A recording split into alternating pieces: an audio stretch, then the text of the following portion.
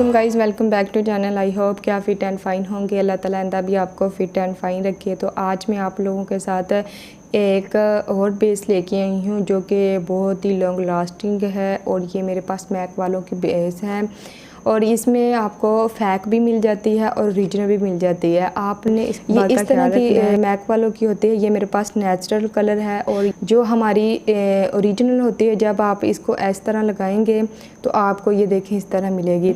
इसमें जो फैक मिलती है वो आपकी जो होती है वो खुश्क होती है। आप अगर अपनी फिंगर इस तरह टैप करेंगे तो आपकी जो बेस है वो अपनी फिंगर के साथ नहीं लगेगी। इस बात का आपने लाजमी ख्याल रखना है। जब भी आपने परचेज़ करनी है सबसे पहले आपने इसकी टेस्टिंग लाजमी करनी है, ठीक है। और अब मैं आप लोगों के साथ इसलिए कि हमने इसको यूज़ किस तरह करना है।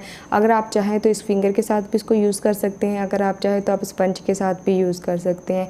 लेकिन मैं ज़्यादातर अपनी फिंगर के साथ ही बेस को अप्लाई करती हूँ या स्पंज के साथ अप्लाई करती हूँ। कुछ लोग ब्रश के साथ अप्लाई करना पसंद करते हैं। मैं यहाँ पर इस फिंगर के साथ अप्लाई करूँगी अपने हैंड पे और मैं आपको बताती हूँ कि इसको आपने कवर किस तरह करना है। आपने इतनी लेनी है और इस तरह आपने कवर करते जाना है। मैं मैक वालों की जो बेस है वो फिंगर के साथ ही कवर होती है। मैं ज़्यादातर फिंगर के साथ ही इसको कवर करती हूँ क्योंकि इसके साथ ब्लेंडिंग बहुत अच्छी हो जाती है।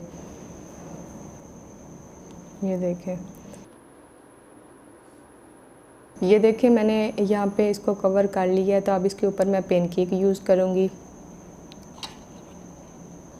आपने थोड़ा सा इसको गीला करना है और इस तरह इसको डिप करना है और आपने ये देखें इस तरह और इसके ऊपर इस तरह अप्लाई कर देना है। ये फिर आपकी जो बेस है वो लॉन्ग लास्टिंग हो जाती है। जब हम वाटरप्रूफ पेनकेक यूज़ करते हैं ना तो तब हमारी जो बेस होती है वो हमारी लॉन्ग लास्टिंग हो जाती है। आपको डिफरेंट नज़र आ रहा है।